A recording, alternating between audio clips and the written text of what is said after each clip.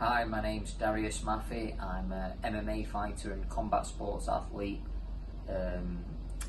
Fight MMA amateur level, ranked in the top 20 UK and Ireland. I first got onto the thin air with the build up coming up to my last fight on FCC at the Reebok, because I seen it down at Cryo Express and I thought, anything that'll help me, I'm willing to give it a go, and thin air definitely looked like something that I wanted to pursue. Someone that's had asthma and things like that, I thought, it can only help me. So I started on it, and first of all I was thinking, it's going to really help my lung capacity, be able to obviously breathe better and train harder, compete longer. But first things I noticed was the anti-inflammatory effects and the sleep and recovery. So like things like joint issues that I've had for a long time, it almost felt like airways were opened up and it was able to get to those joints and they felt looser, freer. So that was one thing I noticed. My sleep as well I felt more recovered. I could sleep better, and so those were the initial things that I noticed the improvements in. So as the time gone on into that second week, because I'm quite a skeptical person, I'm always really like, is this going to work, is it not going to work? But I did start to notice mainly the lung capacity did improve, and the cognitive improvements, where when I was training I was able to, where I'd go for a takedown before, lose it, I'd be breathing hard and then they'd be coming after me, where round after round in sparring I'd miss a takedown, okay, carry on, miss a takedown, okay, carry on, expend energy, carry on.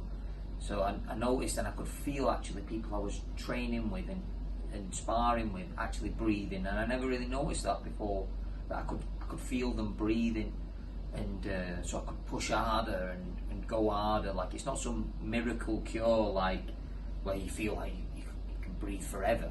It's that you notice you've got that bit about you to sort of carry on, and you can sort of see things a bit clearer when you are really tired. And even in sparring, like you'd be tired because you'd be going at such a pace, but almost like in between rounds, within 20-30 seconds you're like, right, I can get another round in.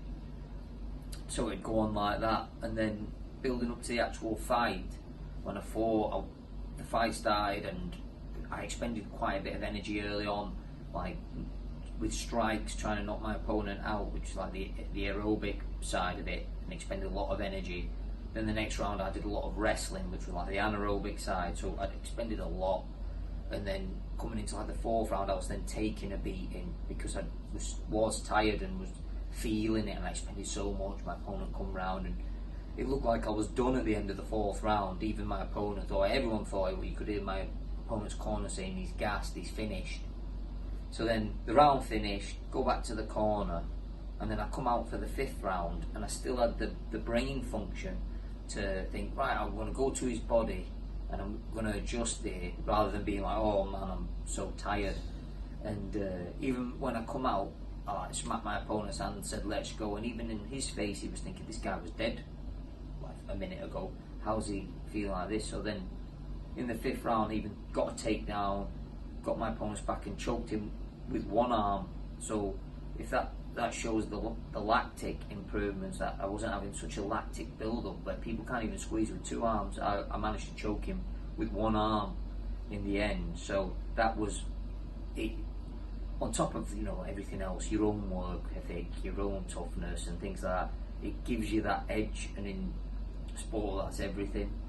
But even for people, I think outside of sport, it's going to be massive, like just the general health improvements, like the cognitive improvements for people maybe with like Parkinson's, things like that, maybe boxers that have their brains rattled around, things like that, people that are ill, definitely will improve them, I think. And I think if you're looking to spend money on something, you want to spend money on your health first and foremost, and I think definitely thin air is massive for that.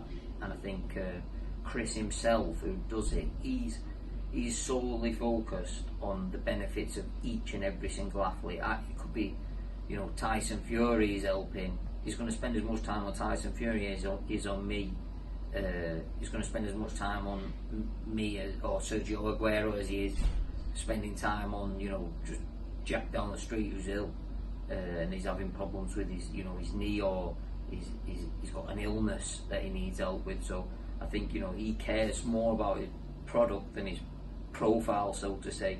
So like, you know, I think it's definitely something that is worth giving a go if you're valuing your health, and I think you should.